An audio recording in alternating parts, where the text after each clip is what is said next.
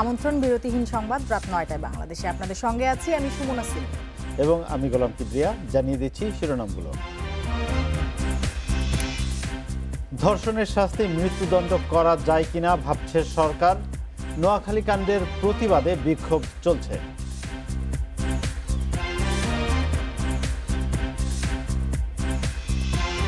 নানা গুজবে আতঙ্কের জনপদ রোহিঙ্গা ক্যাম্প। বন্ধ হচ্ছে 4G, সীমানায় বসছে কাটা তারের বেড়া।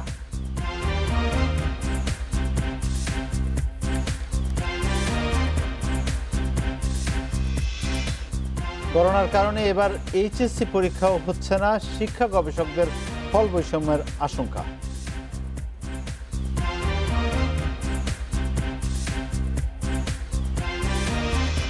শিরোনামগুলো শুনছিলেন, এবার বিস্তারিত। ধর্ষণের শাস্তি মৃত্যুদণ্ড করা যায় কিনা সরকার ভেবে দেখছে বলে জানিয়েছেন আইনমন্ত্রী আনিসুল হক। সাধারণের এ দাবিকে অযৌক্তিক মনে করেন না সড়কমন্ত্রী ওবায়দুল কাদেরও। পাশাপাশি নারীর প্রতি সহিংসতা বন্ধে সামাজিক আন্দোলন গড়ে তোলার আহ্বান জানান তিনি। বিএনপিকে বলেন ফায়দা হাসিলের জন্য এ নিয়ে রাজনীতি না করতে।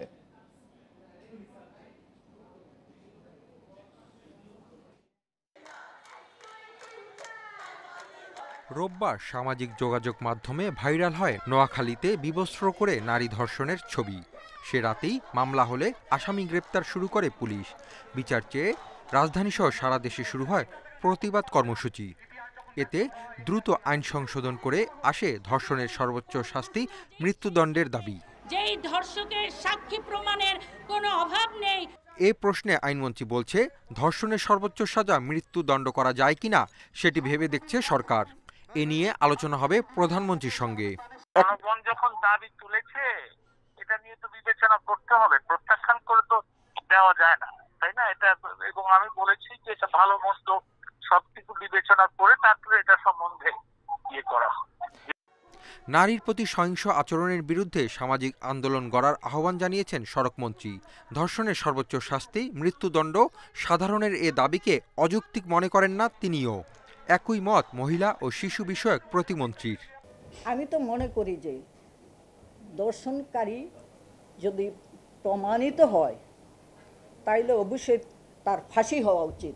দর্শকদের যেন কোনো রাজনৈতিক দল প্রশ্রয় না দেয়, এদেরকে ছোটখাটো লঘুদণ্ড দিয়ে লাভ নেই। সর্বোচ্চ বিচারের যে দাবি আমার মনে হয় এটা অযৌক্তিক নয়। দেশে বিচারহীনতার কারণে ধর্ষণ বাড়ছে, বিএনপির এ অভিযোগ নাকচ করে এ বিষয়ে রাজনীতি না করার আহ্বানও জানান আওয়ামী লীগ সাধারণ সম্পাদক হাসিব মাহমুদ শাহ, ইন্ডিপেন্ডেন্ট নিউজ, ঢাকা। কাল সারা দেশে ধর্ষণ ও যৌন নির্যাতনের প্রতিবাদে বিক্ষোভ সমাবেশ করবে বিএনপি। সকালে জাতীয় প্রেস ক্লাবের সামনে মানববন্ধনে অংশ নিয়ে একথা জানান দলটির মহাসচিব মির্জা ফখরুল ইসলাম আলমগীর। এ সময় সরকারের ছত্রছায়ায় দেশে নারী নির্যাতন চলছে বলেও অভিযোগ করেন তিনি। কয়েক মাসে আপনারা লক্ষ্য করেছেন এটা যেন একটা মহোৎসব শুরু হয়েছে। এই নারীর শ্লীলতাহানি, নারীর উপর নির্যাতন, এটা এখন এই অবৈধ সরকারের ছত্রছায়ায় একটা নিয়মিত ব্যবস্থায় পরিণত হয়েছে। নোয়াখালীতে বিবস্ত্র করে নারী নির্যাতনের মামলায় গ্রেপ্তার সাজুসহ 3 আসামিকে নানা মেয়াদে রিমান্ডে দিয়েছে আদালত।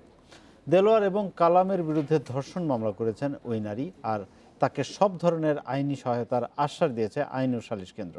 এদিকে পুলিশ জানিয়েছে যত দ্রুত সম্ভব এ মামলার অভিযোগপত্র দেয়া হবে। একলাসপুরে বিবস্ত্র করে নারী নির্যাতনের 3 আসামিকে বুধবার দুপুরে আনা হয় 3 নম্বর আমলি আদালতে। সেখানে আসামিদের নানা মেয়াদে রিমান্ড আবেদন করে পুলিশ। শুনানি শেষে নারী ও শিশু নির্যাতন দমন এবং পর্নোগ্রাফি আইনে সাজুকে 3 দিন করে 6 দিনের রিমান্ড দেয় আদালত। অন্য 2 আসামি নূর হোসেন রাসেল ও সোহাগের পর্নোগ্রাফি আইনের মামলায় রিমান্ড হয়েছে 2 দিন করে। মঙ্গলবার রাতে অভিযান চালিয়ে সোহাগ ও রাসেলকে গ্রেপ্তার করে পুলিশ। এজাহারে না থাকলেও রিমান্ডে অন্য আসামিদের দেয়া তথ্যে তাদের সম্পৃক্ততা মিলেছে। 2 দিনের পুলিশ রিমান্ড মঞ্জুর করেছেন এই রাসেল এবং সোহাগ এই দুইজনকে। এজাহার নামীয় 5 নম্বর আসামি সাজু, তার 7 দিনের রিমান্ড চাওয়া হয়েছিল পুলিশের পক্ষ থেকে। মাননীয় আদালত শুনানিতে তার উভয় মামলাতে 3 দিন করে মোট 6 দিনের পুলিশ রিমান্ড মঞ্জুর করেছেন। আর পুলিশ জানিয়েছে যত দ্রুত সম্ভব মামলার অভিযোগপত্র দেয়া হবে। আমাদের অধীনে যেই সমস্ত আসামিগুলো রিমান্ডে আছে তাদেরকে যথাযথ জিজ্ঞাসাবাদ করা হচ্ছে এবং জিজ্ঞাসাবাদের ভিত্তিতে তদন্ত এগিয়ে যাচ্ছে। এইভাবে আমরা তদন্তটা দ্রুত যাতে শেষ করতে পারি সেই কাজ আমাদের অব্যাহত আছে। এদিকে অস্ত্র আইনে গ্রেপ্তার দেলোয়ার ও কালামের বিরুদ্ধে ধর্ষণ মামলা করেছেন ওই নারী। এ ঘটনায় এ পর্যন্ত গ্রেপ্তার হয়েছে 8 জন।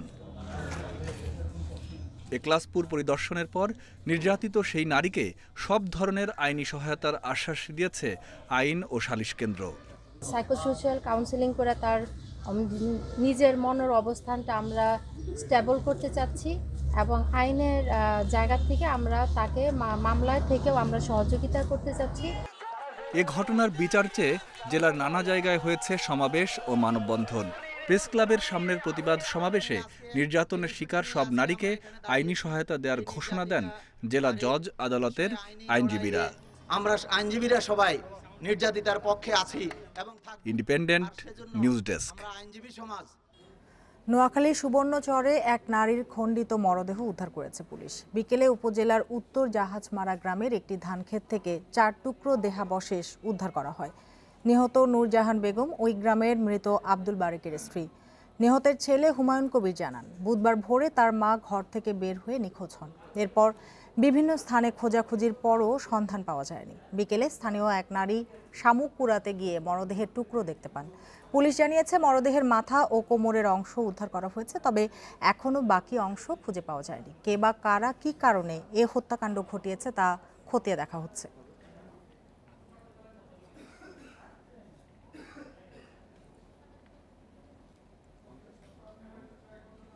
বিস্তারিত জানাতে নোয়াখালী থেকে যোগ দিয়েছেন সহকর্মী আবু নাসের। আবু নাসের, কি কারণে হত্যাকাণ্ড ঘটে থাকতে পারে, কি বলছে পুলিশ?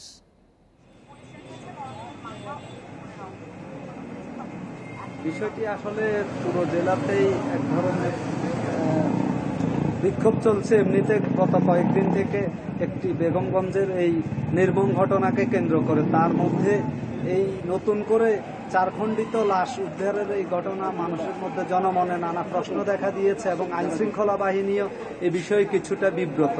এ বিষয়ে আমার সাথে কথা হয়েছে চরজব্বর থানার ওসি শাহেদ উদ্দিনের সাথে। তিনি জানিয়েছেন যে ওই নারী তার ছেলের সাথে একা বাসাতে থাকেন এবং ভোরবেলায় তিনি, ছেলের ভাষ্য অনুযায়ী ভোরবেলায় তিনি শামুক কুড়াতে পাশে এই যে জমিতে যান এবং সেখান থেকে তিনি নিখোঁজ হন। তাকে দিনভর খোঁজাখুঁজি করা হচ্ছিল। সন্ধ্যায় তার খণ্ডিত মরদেহ উদ্ধার করে। তবে ছেলে এই তথ্য দিলেও আইনশৃঙ্খলা বাহিনীর মতে হচ্ছে যে যেই লাশ পাওয়া গেছে তা মনে হচ্ছে না যে এটা আজকের লাশ, এটা অন্তত 2-3 দিন আগে হত্যা করা হচ্ছিল বলে মনে হচ্ছে, কারণ লাশ থেকে, মরদেহ থেকে দুর্গন্ধ বের হচ্ছে। এই বিষয়টি আসলে খতিয়ে দেখা হচ্ছে। তবে এই বিষয়ে জিজ্ঞাসাবাদ করার জন্য ওই যে নিহতের ছেলে, তাকে পুলিশ আটক করেছে এবং তার কাছ থেকে এবং আশপাশের লোকজন থেকে তথ্য সংগ্রহ করে কে বা কারা কোন উদ্দেশ্যে এই হত্যাকাণ্ড ঘটিয়েছে তা তারা বের করার চেষ্টা করছে। আবু নাসের, এই ঘটনায় এখন পর্যন্ত কি কোনো মামলা হয়েছে?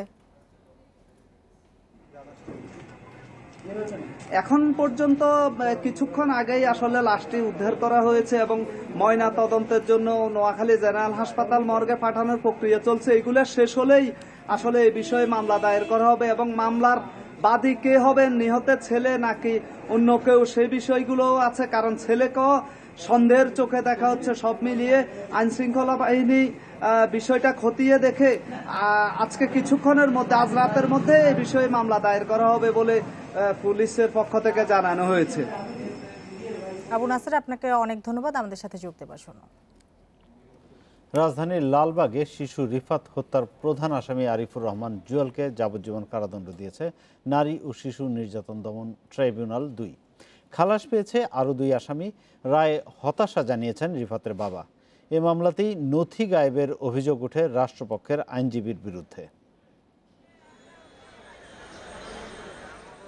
মাত্র পৌনে 1 কাঠা জমিকে কেন্দ্র করে 2015 সালের 9 জুন অপহৃত হয় হাবিবুর রহমান রিফাত।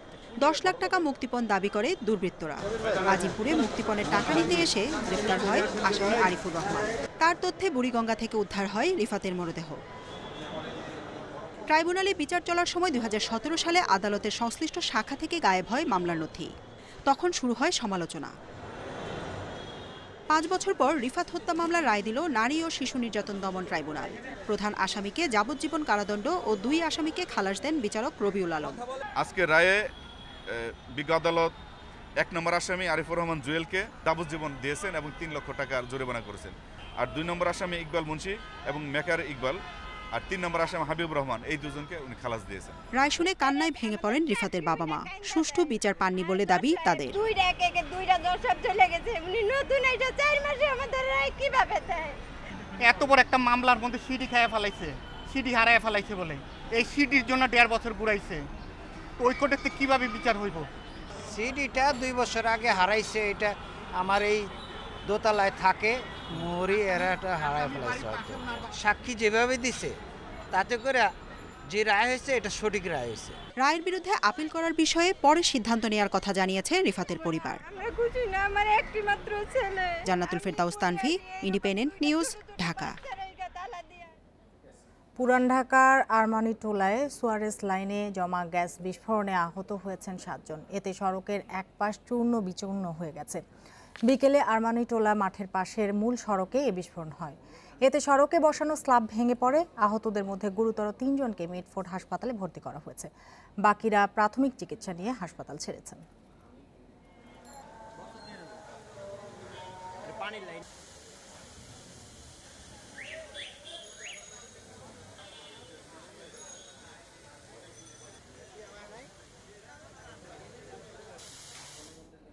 এই মুহূর্তে বংশালে আছেন সহকর্মী রেজওয়ান সিদ্দিকী। বিস্তারিত জানবো তার কাছে। রেজওয়ান, বিস্ফোরণ হওয়ার লাইন কি মেরামত হয়েছে?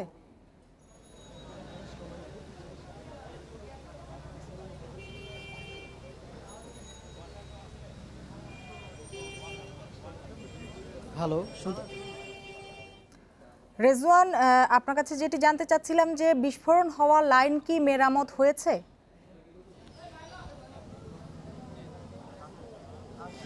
যেমনটি বলছিলেন যে আজকে বিকাল 4:15টার সময় এখানে পুরান ঢাকা আরমানিটোলার মাঠের ঠিক পশ্চিম পাশটায় সুয়ারেজ লাইনের গ্যাস বিস্ফোরণে দুর্ঘটনা ঘটে। ঠিক তাৎক্ষণিকভাবে তখন 8 জন মানুষ পথচারী যারা ছিলেন তারা আহত হন। তাদেরকে পার্শ্ববর্তী মিটফোর্ড হাসপাতালে প্রাথমিক চিকিৎসা সেটা তাদেরকে ছেড়ে দেওয়া হয়। আমি আপনাকে দুর্ঘটনাস্থলের ছবিটি একবার দেখিয়ে নিতে চাই যে এখানে যে দুর্ঘটনা ঘটে এখানে প্রাথমিকভাবে যেটা বলা হচ্ছিল সেটা হচ্ছে সুয়ারেজ লাইনের যে গ্যাস বায়োগ্যাস যেটা জমা হয় সেটা বিস্ফোরণ হয়ে তার পরবর্তীতে এটা দুর্ঘটনায় রূপান্তরিত হয়। এখানে যখন দুর্ঘটনা হয় তখন এই স্ল্যাবের এখানে একটা পিকআপ দাঁড়ানো ছিল, পাশে একটা চায়ের দোকান ছিল, তার পাশে একটা জুসের দোকান ছিল। যখন বিস্ফোরণটি সংঘটিত হয় তখন পিকআপ কয়েক ইঞ্চি উপরে উঠে গিয়ে স্ল্যাবটা ভেঙে চুরে দুমড়ে মুচড়ে যায়। পার্শ্ববর্তীতে যে চায়ের দোকান ছিল ওখানে যারা চা খাচ্ছিলেন বা এখানে যারা জুস খাচ্ছিলেন তারা প্রত্যেকেই আহত হন। আহত হওয়ার পর তাদেরকে অনেকে আছে এই ভাঙা স্তূপের মধ্যে পড়ে যায়, তাদেরকে টেনে তুলে বা হসপিটালে নিয়ে যাওয়া হয়। যে তার পরবর্তীতে এখানে অনেক উৎসুক জনতার ভিড় হয়ে যায়। মানুষ মনে করে যে এখানে প্রাথমিকভাবে যে ধারণা করা হচ্ছে যে সুয়ারেজ লাইনের যে গ্যাস বিস্ফোরণ হচ্ছিল, কিন্তু তার কিন্তু এখানে যিনি ওয়াসার যিনি কর্মকর্তা ছিলেন যে পরবর্তীতে যিনি আসছেন ঘটনার 5 ঘন্টা পর, তিনি আসলে দায়ী করছেন তিতাস গ্যাসে। কেননা এই সুয়ারেজ লাইনের মধ্যে কিন্তু তিতাস গ্যাসের লাইন আছে, যে কারণে সেটা বিস্ফোরণে যে এই দুর্ঘটনা ঘটতে পারে। কেননা আবার এটাও বলা হয়েছে যে প্রতিটি সুয়ারেজ লাইনে যে গ্যাসটা যাচ্ছে, গ্যাস লাইনটা যাচ্ছে, সেই গ্যাস লাইন যদি লিকেজও হয় সেক্ষেত্রে এই স্ল্যাবের একটা ছিদ্র থাকে, সেই ছিদ্রগুলো যেন গ্যাস লিকেজ হলো ছিদ্র থেকে যেন গ্যাসটা যেতে পারে। কিন্তু যখন মিউনিসিপ্যালিটির লোকজন যখন রাস্তা তৈরি করে তখন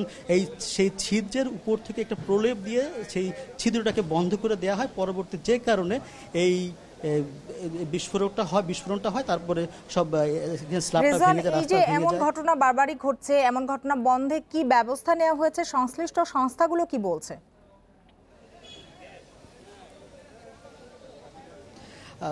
আমি এখানে একটু তথ্য দিয়ে রাখি যে ঢাকা শহরের ঢাকা উত্তর ও দক্ষিণ সিটি কর্পোরেশন এবং ওয়াসার অধীনে প্রায় 2500 সুয়ারেজ লাইন রয়েছে, যেখানে আসলে এই লাইনগুলো এতটা অব্যবস্থাপনা যে কোন লাইনগুলো কোন রাস্তা থেকে গিয়েছে সেই তথ্য কিন্তু সেই সংগঠন বা সেই সিটি কর্পোরেশনের কাছে বা ওয়াসার কাছে কিন্তু নেই। এই কারণে প্রায় সময় সংস্কার করার কথা বলা হয়, সংস্কার করার কথা বললে বা সংস্কার করার চিন্তা ভাবনা করলেও প্রতিমধ্যে কাজটা কিন্তু থেমে যায়, কারণ তারা আসলে নির্দিষ্ট করতে পারেন না যে এই কোন জায়গা থেকে তারা সংস্কারটা করবেন। এরকম ঘটনা কিন্তু শুধু আজকে ঘটলো না, এই গত জুন মাসেও পরপর দুটো ঘটনা 10 এবং 11 জুন দুটো ঘটনা ঘটেছে, যেখানে দুজন শিশু মারা গেছে। এর আগে কিন্তু প্রতি বছরের আগে রামপুরাতে এই ঘটনা ঘটেছে, নাখালপাড়ায় ঘটনা ঘটেছে, এই ঘটনা কিন্তু প্রায় ঘটছে। কিন্তু বারবার বলা হচ্ছিল যে এই নগর যে অব্যবস্থাপনা, নগর যে বসবাসের অযোগ্য, এখানে স্থানীয় কমিশনার যেটা বলছিলেন একটু আগে যে তারা কাজ করতে পারছেন না। পূর্বের মেয়র যে রাস্তাগুলো করে গেছেন তারা কিন্তু আসলে কোনো জবাব দিয়েছিল না, যে কারণে তারা ইচ্ছামতো তারা আসলে রাস্তা কাজ করেছেন, সুয়ারেজ লাইনের কাজ করেন, যে কারণে বারবার এই দুর্ঘটনাগুলো ঘটছে। সেই কারণে এখন চেষ্টা করছেন যে রাস্তা কীভাবে ঢাকাকে বসবাসযোগ্য করা যায় সেই চেষ্টাই করা হচ্ছে। আর এখানকার যে অবস্থা এখন শেষ দিকে ওয়াসা থেকে লোকজন এসে তারা চাচ্ছে যে এখন এই স্ল্যাবটা উঠিয়ে এখানে আবার তারা মেরামত করে দিয়ে আবার পূর্বের মতো আবার পথচারীদের জন্য উন্মুক্ত করে দেওয়া হবে। বংশাল থেকে কথা হচ্ছিল সহকর্মী রেজওয়ান সিদ্দিকীর সাথে। নানা গুজবে এবং আতঙ্কের জনপদে পরিণত হয়েছে কক্সবাজারের রোহিঙ্গা শিবিরগুলো। কুতুপালং ক্যাম্পে সংঘর্ষের ঘটনায় 2 জনকে আটক করেছে আইন শৃঙ্খলা রক্ষাকারী বাহিনী। ঘটনাস্থল পরিদর্শনে গিয়ে চট্টগ্রাম রেঞ্জের ডিআইজি বলেন, রোহিঙ্গা ক্যাম্পে অন্য কারো নয়, আধিপত্য থাকবে আইন শৃঙ্খলা রক্ষাকারী বাহিনীর। গত এক সপ্তাহে কক্সবাজারের কুতুপালং রোহিঙ্গা ক্যাম্পে খুন হয়েছেন 7 জন, আহত হয়েছেন অর্ধশতাধিক। ক্যাম্পের বাসিন্দারা জানান, পুরনো রোহিঙ্গা মুন্না বাহিনীর সাথে নতুন রোহিঙ্গাদের আল ইয়াকিন বাহিনীর বিরোধ চরমে। এর জেরেই ঘটছে একের পর এক হামলা, সংঘর্ষ। আতঙ্কে সাধারণ রোহিঙ্গারা পালিয়ে আশ্রয় নিচ্ছেন অন্যত্র। বাড়ি ছেড়ে অনেকেই আশ্রয় নিয়েছেন খোলা আকাশের নিচে। আমার একটা ছেলেকে রাতে নিয়ে গেছে, সকালে তার মরদেহ পেয়েছি। সারা রাত ঘুমাইনি, নির্যাতনে টিকতে পারছি না। 1 মাস হয়ে গেছে আমার ছেলেকে নিয়ে গেছে, তার কোনো খোঁজ নেই। আমরা শান্তি পাচ্ছি না। বুধবার দুপুরে ক্যাম্পের অবস্থা ঘুরে দেখেন চট্টগ্রাম রেঞ্জের ডিআইজি। সার্বিক পরিস্থিতি নিয়ন্ত্রণে রয়েছে বলে দাবি করেন তিনি। ভিতরে আমরা আইন শৃঙ্খলা রক্ষাকারী বাহিনীর সদস্য সংখ্যা বাড়িয়েছি, যৌথ টহল চলছে, এখন কিছু কিছু এলাকায় ব্লক রেডও চলছে। আমাদের যে 2টা এপিবিএন আছে সেইটা এবং এখানে অন্যান্য যৌথ বাহিনীর যারা আছে সবাই মিলে ভিতরে আইন শৃঙ্খলা রক্ষার জন্য কাজ করে যাচ্ছে। এদিকে বুধবার আহত অবস্থায় ক্যাম্প থেকে অন্তত 4 জনকে উদ্ধার করা হয়েছে। এছাড়াও জিম্মি দশা থেকে প্রায় 24 ঘন্টা পর মুমূর্ষু অবস্থায় এপিবিএন উদ্ধার করেছে আমির হোসেন নামের এক যুবককে। রোহিঙ্গাদের সন্ত্রাসী কর্মকাণ্ড বন্ধের দাবিতে উখিয়া ও টেকনাফের বিভিন্ন স্থানে বিক্ষোভ করেছেন স্থানীয়রা। অনুপম শীল, ইন্ডিপেন্ডেন্ট নিউজ, কক্সবাজার। কক্সবাজারের রোহিঙ্গা শিবিরে মোবাইলের 4G সেবা বন্ধ করে দেওয়া হচ্ছে। ক্যাম্পের সীমানায় বসবে কাঁটাতারের বেড়া। পররাষ্ট্রমন্ত্রী একে আব্দুল মোমেন আরও জানান, রোহিঙ্গারা সংঘাতে জড়াবে এমন আশঙ্কা আগেই ছিল। তিনি অভিযোগ করেন, আন্তর্জাতিক দাতা সংস্থার আপত্তির কারণে ভাসানচরে স্থানান্তর করা সম্ভব হয়নি, যার খেসারত দিতে হচ্ছে। আধিপত্য বিস্তারের জেরে গত 1 সপ্তাহে দফায় দফায় রোহিঙ্গা ক্যাম্পে সংঘর্ষ হয়েছে। গোলাগুলিতে নিহত হয়েছে 7 জন। এরই মধ্যে মাদক ব্যবসা, চাঁদাবাজি, ডাকাতি সহ নানা অপরাধে জড়িয়ে পড়েছে রোহিঙ্গাদের কয়েকটি গ্রুপ। এ নিয়ে উদ্বিগ্ন সরকার। পররাষ্ট্রমন্ত্রী জানান, অন্যান্য দেশের আশ্রয় শিবিরে কাঁটাতারের বেড়া থাকলেও এদেশের রোহিঙ্গা ক্যাম্পে অবকাঠামো নির্মাণে আপত্তি জানায় আন্তর্জাতিক দাতা সংস্থাগুলো। সে কারণে ছড়িয়ে পড়ছে অপরাধ।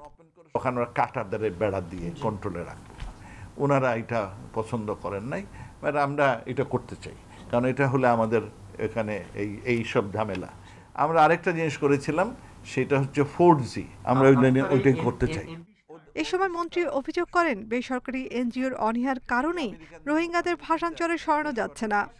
প্রায় 23,000 ফ্যামিলি ওখানে নিতে চাইছিলাম, দ্যাট ওয়াজ আওয়ার অবজেক্টিভ। আস্তে আস্তে আমরা ওখানে নিয়ে যাব এবং অনেকেই যেতে রাজি, বিশেষ করে এনজিও যারা সেবাদান করেন তারা এটা পছন্দ করেন নাই। কারণ তারা পছন্দ করেন নাই মূলত যে তাদের জন্য বিশেষ ব্যবস্থা ওখানে নাই। পররাষ্ট্রমন্ত্রী সতর্ক করেন, রোহিঙ্গাদের কারণে সন্ত্রাসবাদ বাড়লে এর প্রভাব শুধু বাংলাদেশ মিয়ানমারেই পড়বে না, প্রতিবেশী সব দেশকেই ভুগতে হবে। নাফিজাতুল্লাহ, ইন্ডিপেন্ডেন্ট নিউজ, ঢাকা। দীর্ঘ প্রতীক্ষার পর টিকিট হাতে পেলেও সৌদি প্রবাসীদের অপেক্ষার প্রহর শেষ হচ্ছে না। বিদেশ পাড়ি দিতে করোনা সনদ বাধ্যতামূলক হওয়ায় নমুনা পরীক্ষা করাতেও দাঁড়াতে হচ্ছে দীর্ঘ লাইনে। মহাখালীর ডিএনসিসি মার্কেটের পরীক্ষা কেন্দ্রে নমুনা দিতে ভোর থেকেই ছিল প্রবাসীদের ভিড়। নির্দেশনা মেনে প্রবাসীরা প্রথমে কুপন সংগ্রহ, পরে পাসপোর্ট, ভিসা এবং টিকিট দেখিয়ে ফর্ম পূরণ করে নমুনা দেন। এক্ষেত্রে যাদের ফ্লাইট আগে তারা অগ্রাধিকার পেয়েছেন। এদিকে দুপুরে যাদের ফ্লাইট ছিল জরুরি ভিত্তিতে তাদের রিপোর্ট সরবরাহ করে কর্তৃপক্ষ। কারওয়ান বাজারে সৌদি এয়ারলাইন্সের বুথের সামনে ভিড় থাকলেও টিকিট বিক্রিতে শৃঙ্খলা ফিরে আসায় খুশি প্রবাসীরা।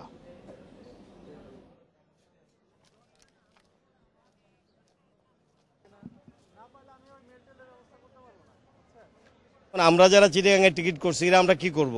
এরা কি 11th আওয়ারে আমরা বাইয়ারে যাব? বাইয়ারে যাওয়ার মতো তো অ্যাবিলিটি এই মুহূর্তে আমাদের নেই। মুন্সিগঞ্জ থেকে আসছে, ফেরত গেছি, বলছে যে আবার আজকে আসছি, সিরিয়াল পাইতেছি না কোনো, আবার কোনো শিওর না যে পাবো কি না পাবো। ভিতরে বুথ কম হওয়ার কারণেই এই হয়রানিটা হচ্ছে। যদি আরো বুথ বাড়তি হতো তাহলে কিন্তু এই সমস্যাটা হতো না। করোনা মহামারীতে দেশে এসে আটকে পড়া প্রবাসী শ্রমিকদের ভিসার মেয়াদ 30 অক্টোবর পর্যন্ত বাড়িয়েছে সৌদি সরকার। সন্ধ্যায় এ তথ্য নিশ্চিত করেন পররাষ্ট্রমন্ত্রী একে আব্দুল মোমেন। মন্ত্রী জানান, সৌদিতে বাংলাদেশের রাষ্ট্রদূত ডক্টর মোহাম্মদ জাভেদ পাটোয়ারি সে দেশের সরকারের এই সিদ্ধান্তের কথা তাকে অবহিত করেছেন। এছাড়া মন্ত্রণালয়ের ফেসবুক পেজে এক বার্তায় উল্লেখ করা হয়, বেশিরভাগ সৌদি প্রবাসীর ভিসার মেয়াদ শেষ হয়েছে 30 সেপ্টেম্বর। তাদের কথা বিবেচনায় মেয়াদ বাড়ানোর এই সিদ্ধান্ত নেওয়া হয়েছে। এদিকে টিকিট সংকট কাটাতে সাউদিয়া এয়ারলাইন্সের পাশাপাশি সৌদি রুটে ফ্লাইট বাড়িয়েছে বিমান বাংলাদেশ।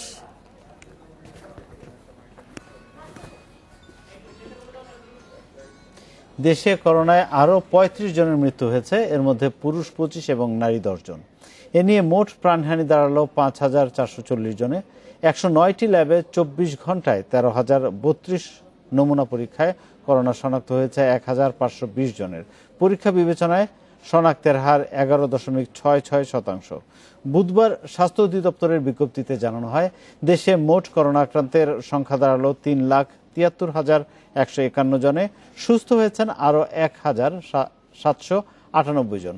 এ নিয়ে মোট সুস্থ 2,86,631 জন।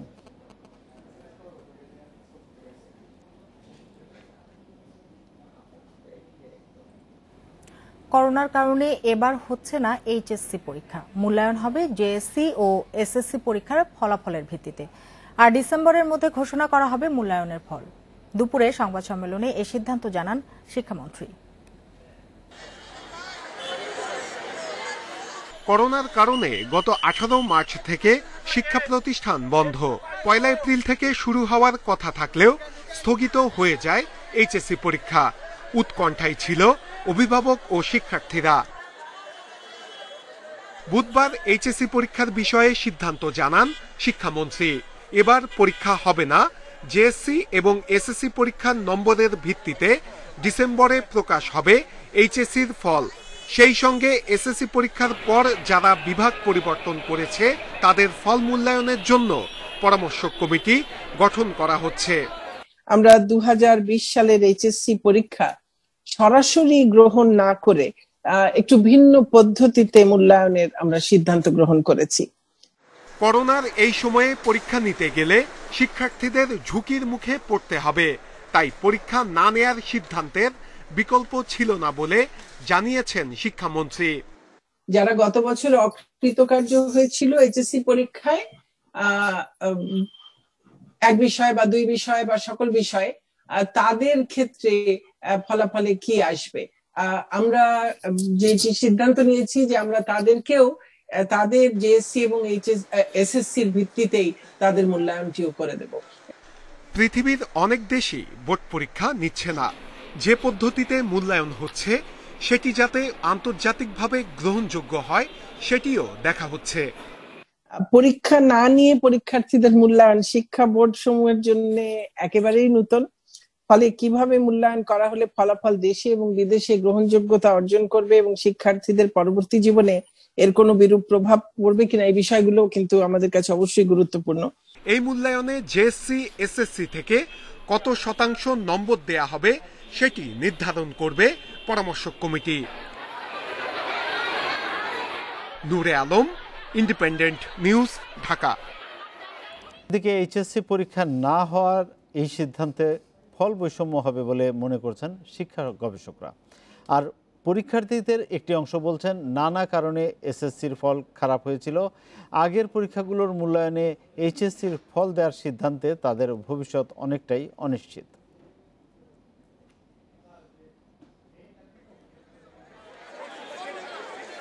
এবারের পরীক্ষার্থী আছেন ১৩ লাখের উপরে। এদের অনেকেই এবার পরীক্ষা না নেয়ার সিদ্ধান্তে খুশি। তাদের বেশিরভাগের জেএসসি এবং এসএসসি পরীক্ষার ফল ভালো।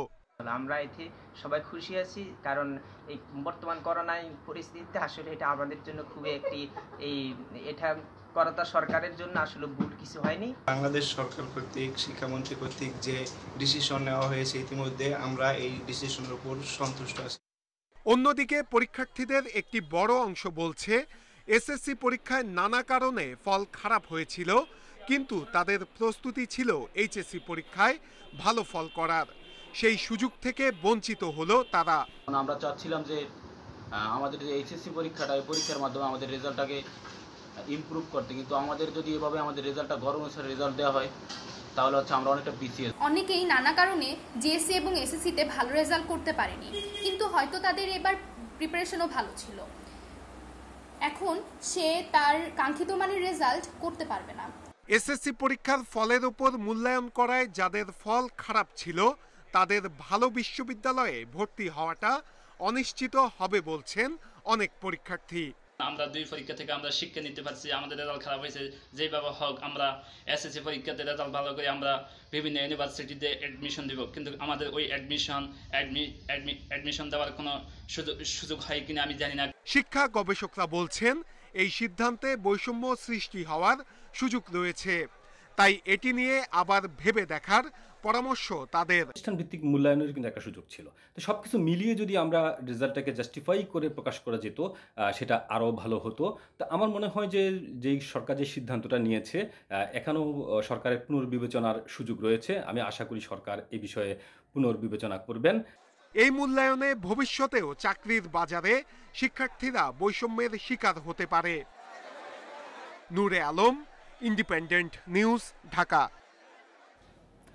জলবায়ু পরিবর্তনজনিত ক্ষতি মোকাবেলায় উন্নয়নশীল দেশের জন্য বছরে কমপক্ষে $100 বিলিয়ন বরাদ্দের আহ্বান জানিয়েছেন প্রধানমন্ত্রী শেখ হাসিনা। এছাড়া ক্ষতি কমাতে প্যারিস চুক্তি বাস্তবায়নকেই একমাত্র পথ বলে মনে করছেন তিনি। সন্ধ্যায় জাতিসংঘের ক্লাইমেট ভালনারেবল ফোরামের বৈঠকে এ মত দেন প্রধানমন্ত্রী। বিশ্বজুড়ে করোনা মহামারীর কারণে এবার ভার্চুয়াল মাধ্যমে অনুষ্ঠিত হচ্ছে ক্লাইমেট ভালনারেবল ফোরাম CVF এর বৈঠক। এতে জাতিসংঘ মহাসচিব ছাড়াও অংশ নেন বিভিন্ন দেশের রাষ্ট্র ও সরকার প্রধানরা। নিজের বক্তব্যে দেশের জলবায়ু পরিবর্তনজনিত ক্ষয়ক্ষতির বিষয়টি তুলে ধরেন শেখ হাসিনা। পাশাপাশি মিয়ানমার থেকে আসা রোহিঙ্গাদের কারণে কক্সবাজারের পরিবেশ দূষণের বিষয়টিও তুলে ধরেন তিনি। এবছর বন্যায় আমার দেশে ফসলের ব্যাপক ক্ষতি হয়েছে, অনেক মানুষ বাস্তুচ্যুত হয়েছে। গত মে মাসে ঘূর্ণিঝড় আম্পান, সেই সঙ্গে কোভিডের প্রভাব পরিস্থিতিকে আরও ভয়াবহ করেছে।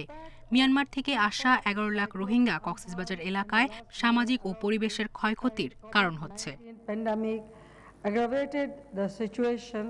জলবায়ু পরিবর্তনজনিত ক্ষতি মোকাবিলায় উন্নয়নশীল দেশগুলোর জন্য অর্থ বরাদ্দে উন্নত দেশগুলোকে আহ্বান জানান প্রধানমন্ত্রী। পাশাপাশি প্যারিস চুক্তির বাস্তবায়ন সহ 4 দফা প্রস্তাব তুলে ধরেন।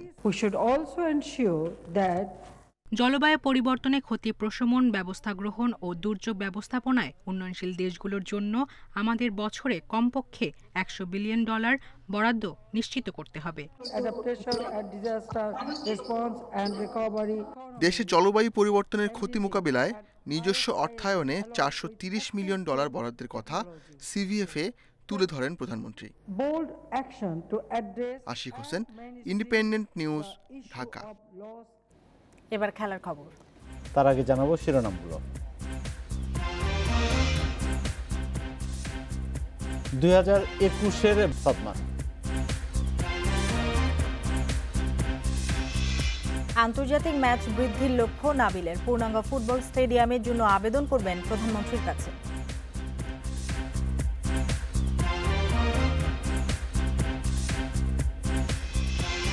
শুধু টেস্ট ক্রিকেটেই সাদমান ইসলামকে দেখতে চান নির্বাচকরা, সাফ জানিয়ে দিলেন হাবিবুল বাশার সুমন। এদিকে আগামী বছর টানা ব্যস্ত সূচির কথা মাথায় রেখে পরিকল্পনা করছেন নির্বাচকরা। জাতীয় দলের পুলে থাকা ক্রিকেটারের সংখ্যা বাড়াতে জোর দিচ্ছেন তারা, জানিয়েছেন বাশার। 11 অক্টোবর 45 ক্রিকেটার নিয়ে মাঠে গড়াচ্ছে ওয়ানডে টুর্নামেন্ট। জাতীয় দলের প্রাথমিক ক্যাম্পে থাকা 27 ক্রিকেটারের 26 জনই আছেন 50 ওভারের ক্রিকেটে। কিন্তু প্রস্তুতি ম্যাচে দুর্দান্ত 50-র পরও সাদা বলের ক্রিকেটে জায়গা পাননি সাদমান। নির্বাচকদের সাফ কথা, লাল বলের ক্রিকেট ছাড়া অন্য কোনো পরিকল্পনায় নেই সাদমান। অথচ 2 বছর আগে সবশেষ ওডিআই খেলা মুমিনুল ঠিকই আছেন ওয়ানডে টুর্নামেন্টে। সাদমান আমাদের অরিজিনালি প্ল্যানে কিন্তু লঙ্গার ভার্সন নেই। সাদমান কিনে আমরা সাদা বলে এখন প্ল্যান করছি না, কিন্তু এইখানের সুযোগ না দেওয়ার একটা বড় কারণ এখানে আপনি দেখেন কিছু এই অনূর্ধ্ব কিছু নতুন ওপেনার আসছে যাদেরকে আমরা দেখতে চাচ্ছি। সাদমান ডেফিনেটলি সামনে আমাদের টুর্নামেন্ট সেখানে খেলবে। একদম যে সাদা বলও খেলবে না আমি এটা মনে করি না, বাট এই মুহূর্তে আসলে আমাদের ওকে নিয়ে প্ল্যান লাল বলেই। করোনা বিরতিতে এবছর আর মাঠে নামা হচ্ছে না টিম টাইগার্সে।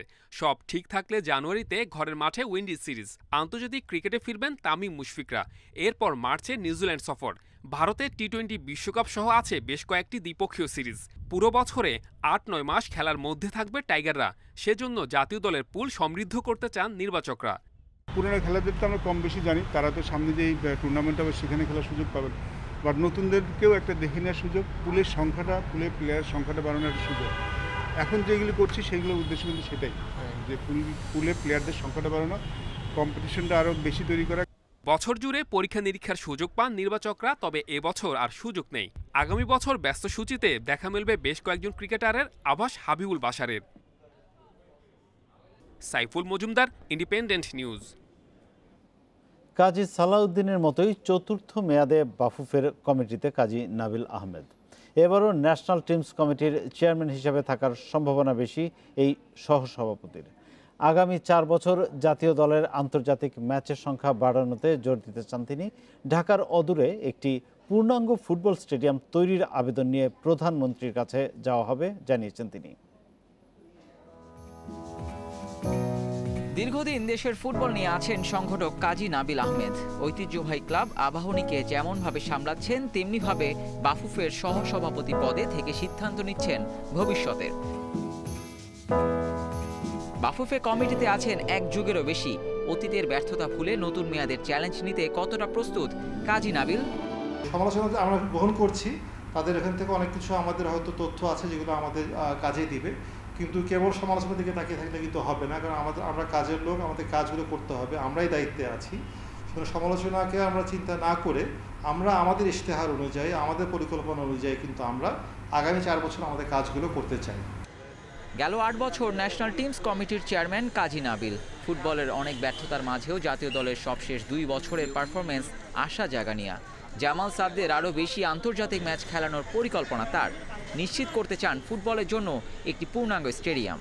বর্তমানে আমাদের র্যাঙ্কিং যেটা আছে 187, আমার মতে এটা 150 থেকে 160-এর মধ্যে কিন্তু বাস্তবভাবে কিন্তু আমরা নিতে পারি, কাজ পরিকল্পনা মাফিক করতে পারলে। আমরা সরকারের কাছে আমার যেমন অফিসিয়ালি আমাদের অনুরোধ জানানো উচিত হবে একটি সম্পূর্ণ নতুন পরিকল্পনা মাফিক সত্যিকারের ফুটবলের স্টেডিয়াম মাঠ তৈরি করা, যেটি হবে আন্তর্জাতিক স্ট্যান্ডার্ড সম্পন্ন। করোনা মহামারীতে জাতীয় দলের কার্যক্রম এখন বন্ধ। ফুটবলারদের মাঠে ফেরাতে দ্রুত সিদ্ধান্ত নিতে চায় বাফুফের নতুন committee. Abidur Rahman, independent News, Dhaka. আন্তর্জাতিক প্রীতি ম্যাচের হিড়িক পড়েছে ইউরোপে। ন্যাশনস লিগের প্রস্তুতি হিসেবে মাঠে নামছে প্রায় সব বড় দল। বিশ্বকাপের পর প্রথমবার মুখোমুখি হবে স্পেন ও পর্তুগাল। আলাদা আলাদা ম্যাচে লড়বে জার্মানি, নেদারল্যান্ডস ও ক্রোয়েশিয়া। সবগুলো ম্যাচই শুরু হবে রাত 1:45টায়, আর রাত 1:10 বিশ্ব চ্যাম্পিয়ন ফ্রান্সের বিপক্ষে লড়বে ইউক্রেন। সবশেষ রাশিয়া বিশ্বকাপে মুখোমুখি হয়েছিল স্পেন ও পর্তুগাল। হ্যাট্রিক করে স্পেনকে একাই বিধ্বস্ত করেছিলেন ক্রিশ্চিয়ানো রোনালদো। দীর্ঘ বিরতির পর আবার মুখোমুখি ইউরোপের দুই পরাশক্তি। প্রীতি ম্যাচ হলেও প্রস্তুতিতে কমতি নেই দু দলের। নেশনস লিগের জন্য নিজেদের ঝালিয়ে নেওয়ার সুযোগ এই ম্যাচে। আয়োজনে ভিন্নতা আনতে ৫% দর্শক প্রবেশের অনুমতি মিলেছে। আমাদের দলটি ভারসাম্যপূর্ণ। অনুশীলনে সবাই কঠোর পরিশ্রম করেছে। রোনালদো খেলবে কিনা জানি না, তবে ওর জন্য বাড়তি পরিকল্পনা নেই। আমরা স্বাভাবিক খেলাটাই খেলবো। স্পেন সবসময় ভালো দল, ওদের সঙ্গে খেলাটা সহজ হবে না। আমাদের মানসম্পন্ন ফুটবলার আছে, আশা করছি দারুণ লড়াই হবে। এদিকে তুরস্ক ম্যাচে পুরো শক্তির দল পাচ্ছে না জার্মানি। দুই একজন তারকা ফুটবলারকে বাইরে রেখেই দল সাজানোর চ্যালেঞ্জ ওয়াকিম লোভের। নয়ার, কিমিক, জিনাব্রি ও টনি ক্রুজ শেষ সময় যোগ দেয়ায় দলে জায়গা পাওয়া নিয়ে বেড়েছে শঙ্কা। বিশ্ব চ্যাম্পিয়ন ফ্রান্স নেশনস লিগের প্রস্তুতি সারবে ইউক্রেনের সঙ্গে। স্তাদিদা ফ্রান্সে দিদিয়ের দেশমের সামনে দল নিয়ে পরীক্ষার সুযোগ। লাভ লুজ জার্সিতে অভিষেক হতে পারে গোলকিপার মাইক মিনিওর। সুযোগ পেতে পারেন লিও প্লেমেকার হুসেম আওয়া। কোচ রোনাল্ড কোম্যানের বিদায়ের পর অনেকটাই অগোছালো নেদারল্যান্ডস। মেক্সিকো ম্যাচকে তাই হালকাভাবে নেওয়ার সুযোগ নেই টিম অরেঞ্জের। দায়িত্ব নেওয়ার প্রথম ম্যাচে অধিনায়ক ফন্ডাইক ও মেমফিস ডিপেকে পাচ্ছেন না নতুন কোচ ফ্রাঙ্ক ডি বোর। এদিকে হারের বৃত্তে ঘুরপাক খাচ্ছে বিশ্বকাপ রানার আপ ক্রোয়েশিয়া। নেশনস লিগে ফ্রান্স ও পর্তুগালের বিপক্ষে ৮ গোল হজম করেছে ক্রোয়াটরা। সুইজারল্যান্ড ম্যাচে ভোগাতে পারে রাকিটিচের শূন্যতা। যদিও মডরিচের যুক্ত হওয়া কোচ জ্লাতকো দালিচের দুশ্চিন্তা কিছুটা কমাবে। Mohammad Nazim, independent news. খেলার খবরে এই ছিল। এবার অন্যান্য প্রসঙ্গ।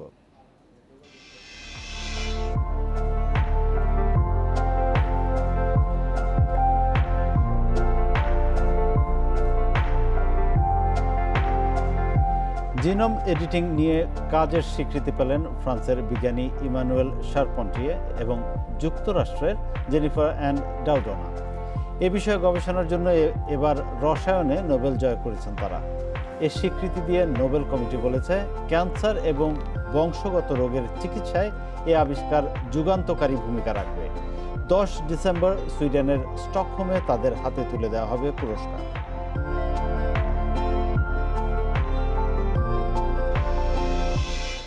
আর এ নিয়ে প্রতিবেদনটি থাকছে সংবাদের শেষ অংশে। এবার পরের খবর। ব্যবসা পরিচালনায় শুধু অভিযোগ না করে নীতি নির্ধারকদের সাথে বসে সমাধানের পরামর্শ দিয়েছেন প্রধানমন্ত্রীর উপদেষ্টা সালমান এফ রহমান। বলেন, ব্যবসায়ী সংগঠনগুলো কেবল সুবিধা চাইলেই হবে না, সরকারের কর আদায় বাড়াতেও ভূমিকা রাখতে হবে। বুধবার অনলাইন সেমিনারে এসব কথা বলেন তিনি।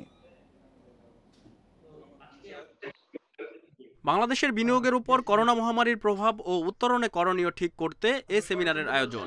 এতে অংশ নিয়ে ব্যবসা পরিচালনায় নানা সমস্যার কথা তুলে ধরেন ব্যবসায়ীরা। এ সময় আয়োজক আজমজে চৌধুরী জানান, এলপিজি ব্যবসায় নিতে হয় 20টি সনদ।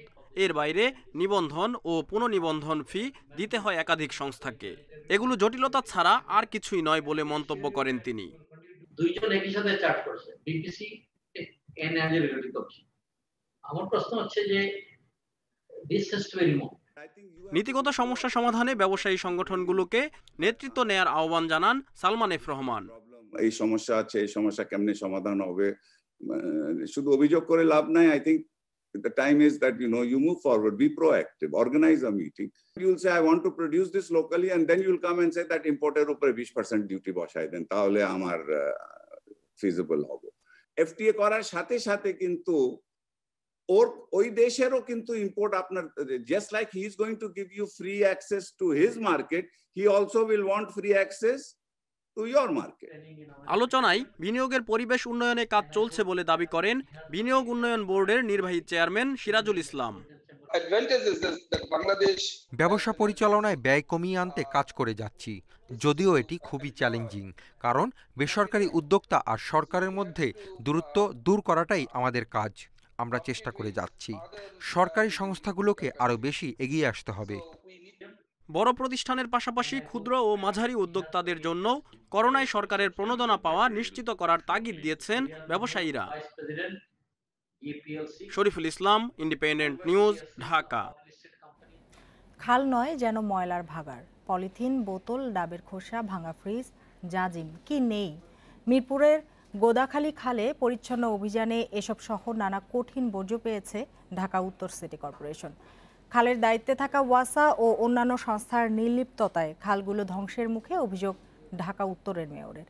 নগরবিদরা বলছেন, খাল পরিচ্ছন্ন ও দখলমুক্ত রাখার জন্য দায়িত্ব নিতে হবে এলাকাবাসীকেই। রাজধানীর মিরপুরের দক্ষিণ বিশিল এখানকার গোদাখালী খালে বুধবার সকালে পরিচ্ছন্ন অভিযান শুরু করে উত্তর সিটি কর্পোরেশন ডিএনসিসি। ময়লা আবর্জনায় প্রায় মৃত খালটি থেকে উঠে এলো ভাঙা ফ্রিজ, সুটকেস, চেয়ার, টায়ার, জাজিম তোশক সহ কঠিন সব আবর্জনা। পলিথিন, প্লাস্টিকের বোতল আর ডাবের খোসার তো ইয়ত্তা নেই। শুধু গোদাখালী নয়, এমন আবর্জনায় পূর্ণ উত্তর সিটি এলাকার প্রায় সব খাল। এতে পানি চলাচল তো দূরের কথা, খালগুলোর অস্তিত্বই এখন বিপন্ন। অভিযানে এসে ডিএনসিসি মেয়র বলেন, মশার প্রজনন রোধের জন্য খালগুলো পরিষ্কার করতে হবে। এক্ষেত্রে কোনো সংস্থার বাধা এলে মানা হবে না। পুনরুদ্ধারের পর কেউ আবার খাল দখলের চেষ্টা করলে তাদের জরিমানা করা হবে বলে জানান মেয়র। আমাদের এলাকার খাল আমরা কারোর জন্য বসে থাকবো না, নিজেরা পরিষ্কার করব। অডিট যখন অবজেকশন দিবে খাল তো আপনার না, খাল তো ওয়াসার, তখন আপনাদের এই ক্যামেরাগুলো দিয়ে আমরা তখন দেখাবো জনগণের স্বার্থে আমরা সেটা করছি। যে কোনো সংস্থা সরকারের যদি আমি ওই সংস্থার আন্ডারে যদি দেখি সেই ডোবা বা সেই খাল পরিষ্কার না করেছে, আমি কিন্তু সেই সংস্থার যে দায়িত্ব আছে আমি কিন্তু তার বিরুদ্ধে কিন্তু আমি অবশ্যই অ্যাকশনে যেতে আমার বাধ্য হব। এদিকে নগরবিদরা বলছেন, পুনরুদ্ধার করা খাল, জলাশয় আর যেন দখল না হয় সেজন্য স্থানীয় জনপ্রতিনিধিদের নজরদারি থাকতে হবে। এলাকাবাসীকেও অভিভাবকের মতো খালগুলো রক্ষণাবেক্ষণের দায়িত্ব নিতে হবে। ওয়াটার ডেভেলপমেন্ট বোর্ড অথবা ওয়াসা অথবা অন্যান্য যেসব সংস্থা এই খালগুলোকে দিনের পর দিন পর্যন্ত করেছে, দখল করেছে, ধ্বংস করেছে, তাদেরকে আজকে কাঠগড়ায় দাঁড় করাতেই হবে। আমাদের সকলকে কিন্তু এ ব্যাপারে ধারাবাহিক থাকতে হবে, হঠাৎ করে আমাদের ছেড়ে দেওয়া যাবে না। যদি মেয়ররা ধারাবাহিক হতে ভুলে যায়, কাউন্সিলররা ভুলে যায়, আমরা সারা বছর যদি ধারাবাহিক থাকি, খালগুলো প্রাণে পরিণত হবে এই নগরী, এটা আমি বিশ্বাস করি। ডিএনসিসি এ পর্যন্ত 9টি খাল পরিষ্কার করেছে। এই মাসের মধ্যে নতুন 18টি ওয়ার্ডের 13টি খাল সহ পর্যায়ক্রমে সব খাল পুনরুদ্ধার ও পরিষ্কারে অভিযান চালাবে DNCC. Afroza Khatun, independent News, Dhaka. Genome গবেষণার স্বীকৃতি পেলেন ফ্রান্সের বিজ্ঞানী ইমানুয়েল শারপন্টিয়ে এবং যুক্তরাষ্ট্রের জেনিফার অ্যান ডাউডনা। এ বিষয়ে গবেষণার জন্য রসায়নে এবার নোবেল জয় করেছেন তারা। 10 ডিসেম্বর সুইডেনের স্টকহোমে তাদের হাতে তুলে দেওয়া হবে পুরস্কার। আর সাহিত্যে এবার নোবেল পাচ্ছেন কে, জানা যাবে কাল। জিনোম বলতে জীবের সামগ্রিক ডিএনএ-কে বোঝায়, আর জিনোম থেকে ডিএনএ আলাদা করার পদ্ধতিকে বলা হয় জিনোম এডিটিং। চিকিৎসা সহ নানা গবেষণায় কোষের জিনে রূপান্তরের প্রয়োজন, তবে তা সময় সাপেক্ষ। কখনো কখনো অতি সূক্ষ্ম পরিবর্তন হয়ে পড়ে অসম্ভব। দীর্ঘদিন এর সমাধান খুঁজছিলেন বিজ্ঞানীরা, আর এ কাজেই সবচেয়ে সূক্ষ্ম প্রযুক্তি উদ্ভাবন করেছেন শারপন্টিয়ে ও জেনিফার। তাদের উদ্ভাবিত জেনেটিক কাঁচি ব্যবহার করে প্রাণী, উদ্ভিদ ও অণুজীবের ডিএনএ নির্ভুলভাবে পরিবর্তন সম্ভব। অবশেষে সেই কাজেরই স্বীকৃতি দিল নোবেল কমিটি। তারা বলছে, ক্যান্সার ও বংশগত রোগের চিকিৎসায় এই আবিষ্কার যুগান্তকারী ভূমিকা রাখবে। এবছর রসায়নে নোবেল পেয়েছেন ফ্রান্সের ইমানুয়েল শারপন্টিয়ে ও যুক্তরাষ্ট্রের জেনিফার অ্যান ডাউডনা। জিনোম এডিটিং গবেষণার স্বীকৃতি দেওয়া হয়েছে তাদের।